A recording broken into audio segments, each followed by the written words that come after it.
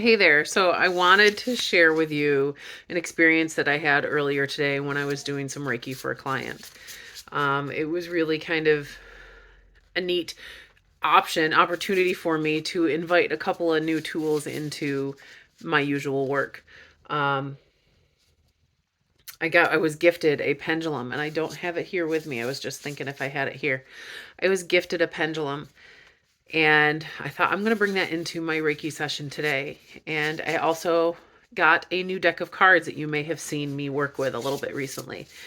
So I pulled them into the Reiki session. I thought they're there if I decide I want to use them. Well, I used them. As we went through her Reiki session, we cleared out her energy, and then I used the pendulum to work up through the chakras. And the deal with a pendulum, I do not have that particular one because it's in my bag of stuff still, but I do have this one. With a pendulum, a lot of times you'll hold it, and my hands aren't fully flat, but you'll hold it and you'll steady it, and then you'll hold it over the chakras, and it starts moving, and it'll start shifting. And I went up through the chakras, and it was a really neat experience to see it act differently in different areas. When we moved over certain chakras, it would move and swirl, and then other ones it would slow down and barely move, or it would be still. And so we went up through, and there was a couple of spots that it was still, and there were other spots that it would flow more freely and openly. So then the spots that it was still, we stopped and we did a little extra energy work, and we focused on those areas specifically.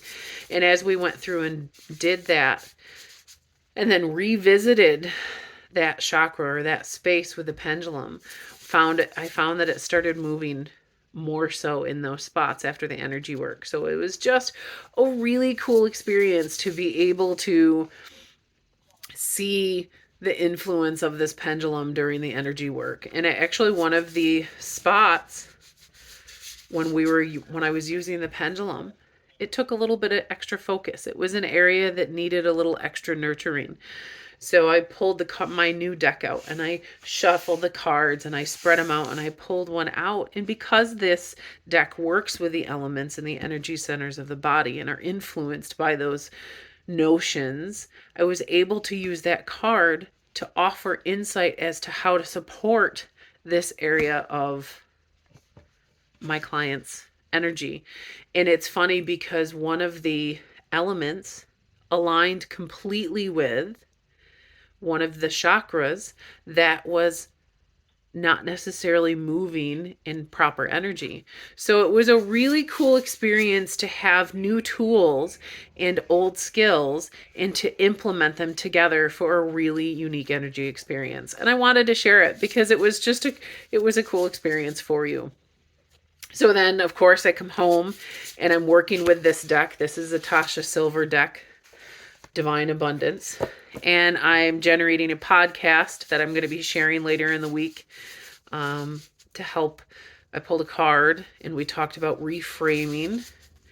And I felt inspired by this deck. So now I'm running a special for offering inspirational, intuitively chosen words to offer you a little guidance through spring. So just a lot of cool accents to my work today. And I love sharing it with everybody. And I love finding inspiration in the little moments. So yeah, what do you think? Where are you finding your inspiration today? Are you finding inspiration, or are you being guided to reframe your inspirations? So yeah, absolutely. Let me know what you think in the comments below.